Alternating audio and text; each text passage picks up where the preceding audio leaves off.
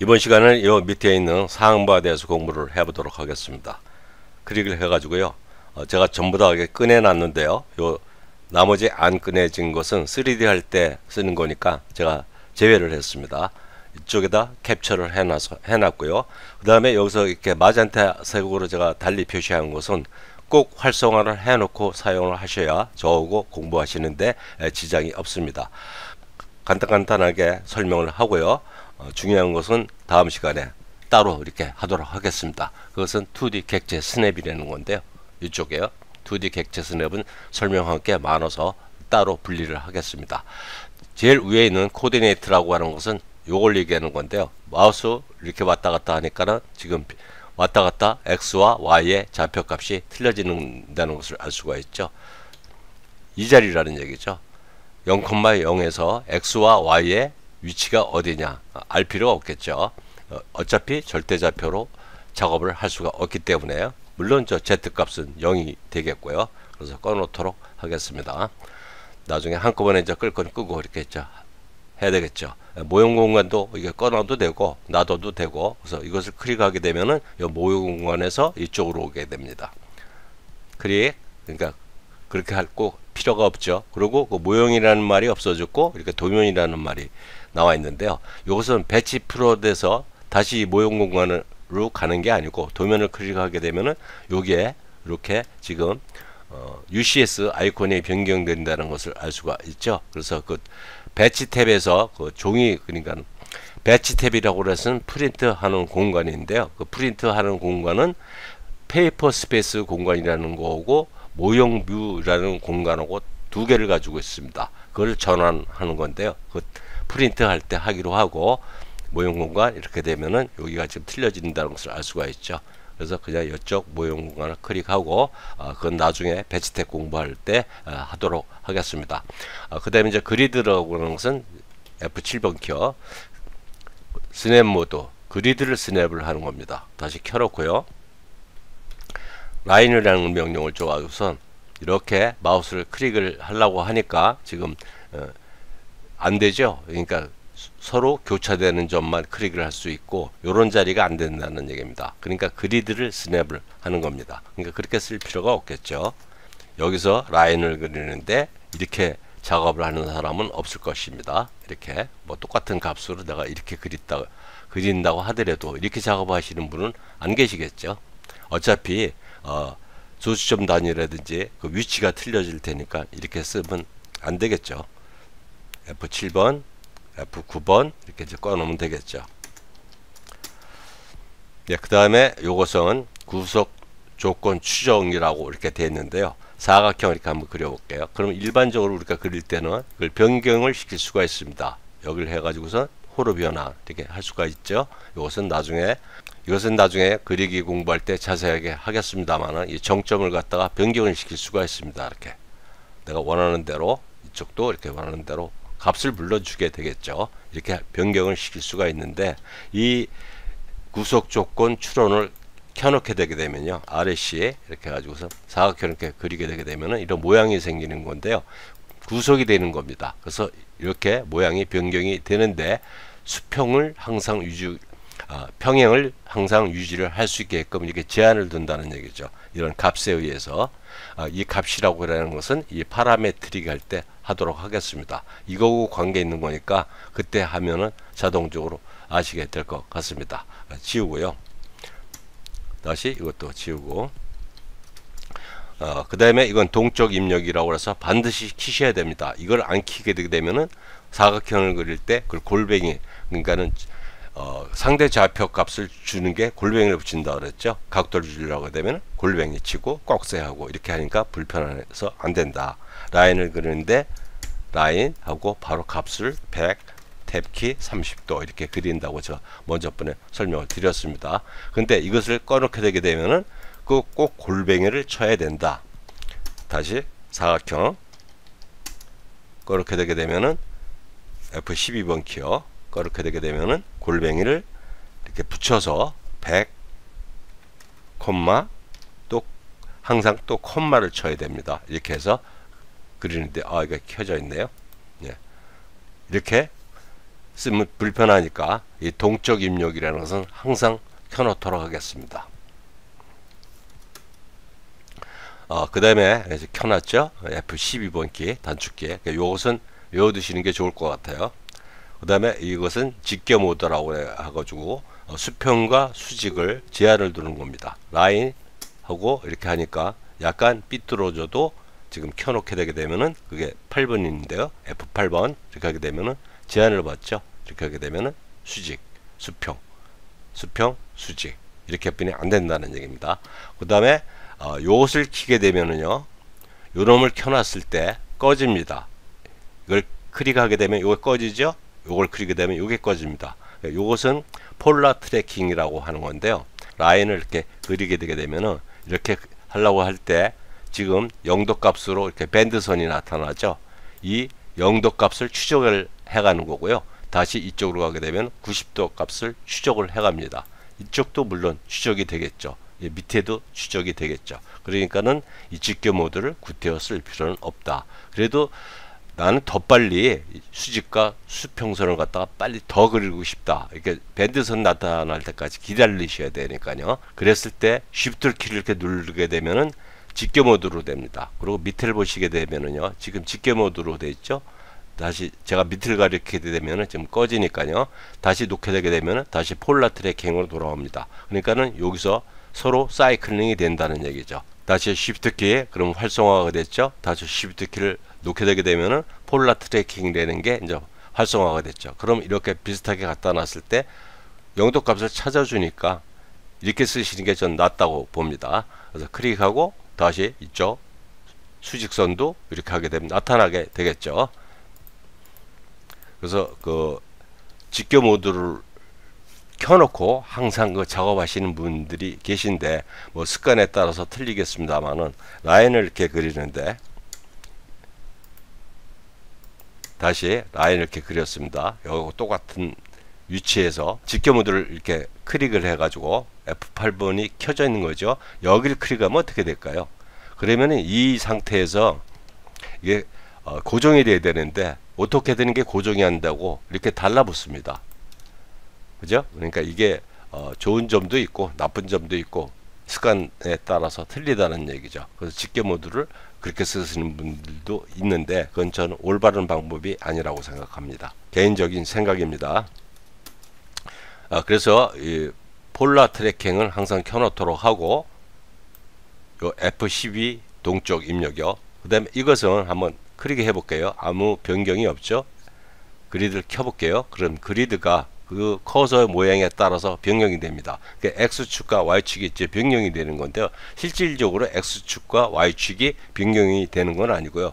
기본적인 X축과 Y축은 이거죠. 이걸 따라서 그릴 수가 있다는 얘기입니다. 그러니까 네모진 박스를 갖다가 그리는데 약간 투시도 형식으로 그릴 수 있다라는 이제 그런 얘기인데요.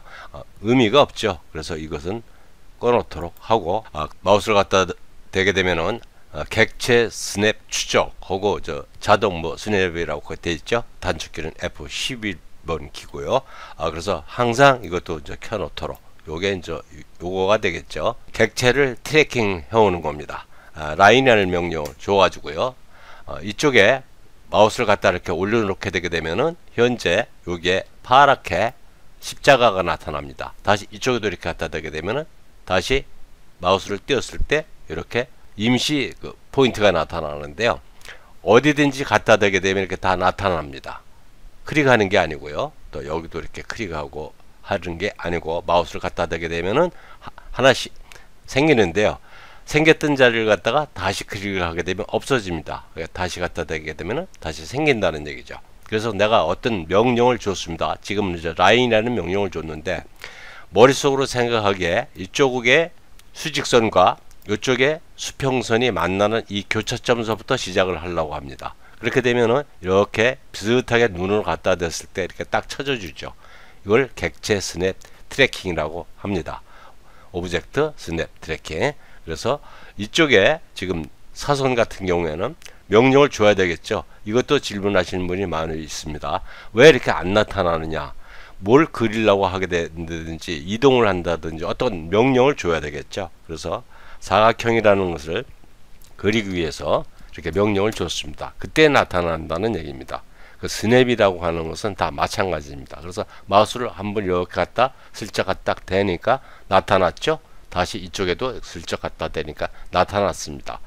그래서 나타났을 때 그것을 트래킹을 해오는 겁니다. 이렇게 되면은 서로 교차점을 찾아주죠. 그럼 여기서부터 이렇게 그릴 수가 있다라는 얘기입니다. 그래서 오브젝트 스냅 트래킹은 항상 켜 있도록 해야 여러분들이 보조선을 긋지 않고 작업을 할 수가 있겠죠. 그래서 제가 항상 켜놓는 게 동적 입력, 폴라 트래킹, 오브젝트 트래킹, 요게 이제 객체 스냅이라고 하는 건데요.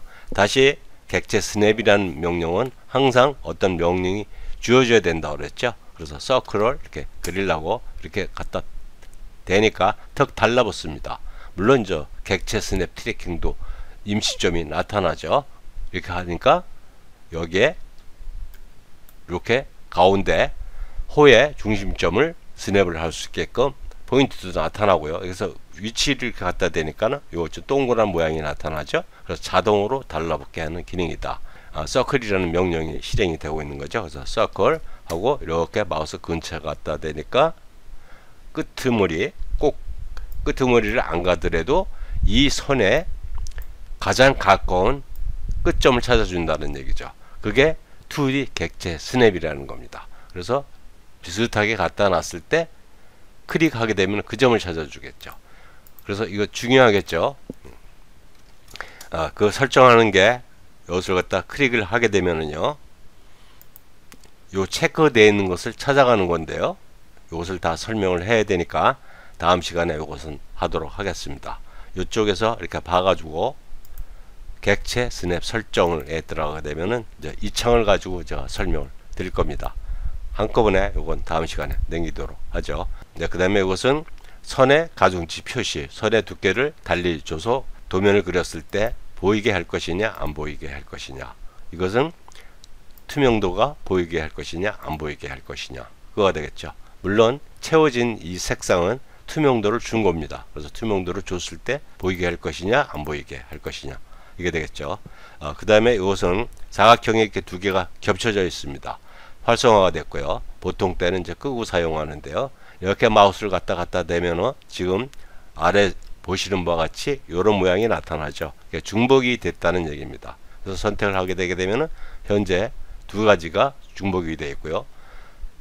이것을 클릭해서 내가 지우겠다, 이렇게 지울 수가 있겠죠. 그랬을 때 이것을 사용할 수가 있는데요. 토글 하는 게 컨트롤 W입니다. 컨트롤 W, 컨트롤 W 눌렀다 이렇게 하는 거죠. 그래서 안 그려놔도 중복된 객체를 선택을 해야 되겠다. 그러면 컨트롤 W를 알아두시는 게 좋겠죠. 그 다음에 요것은요, 주석에 관한 건데요.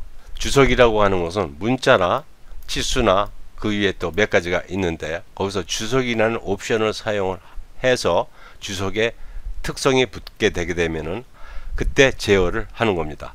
그래서 그것은 프린트 하는 거고 관계가 있으니까요. 프린트 할 때 이것은 설명을 드리도록 하죠. 작업 공간 전환, 이 전체를 갖다가 워크스페이스라고 합니다.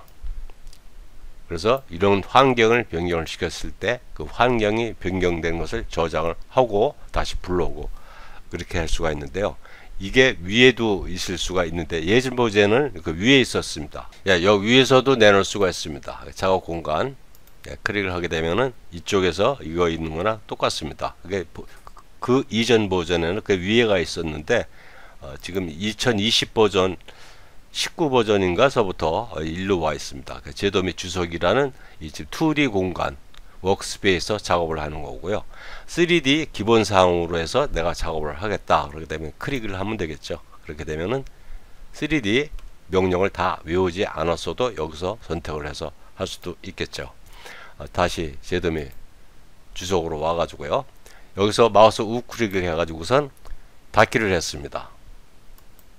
닫았고요. 이 환경을 저장을 할 수가 있습니다. 그래서 클릭을 해가지고선 다른 이름으로 현재 항목 저장. 그래서 01이라고 이렇게 할게요. 저장. 그렇게 되면 이제 01이라는 지금 워크스페이스입니다. 클릭을 해가지고서 전 화면으로 돌아가려게 되면 제도 및 주석 이렇게 하면 되겠죠. 그래서 이런데 리본 메뉴를 갖다가 변경을 시켰을 때 그걸 그때그때 다시 복원을 시키지 않고 이렇게 워크스페이스를 저장해서 불러서 쓸 수도 있다. 이제 그런 얘기인데요.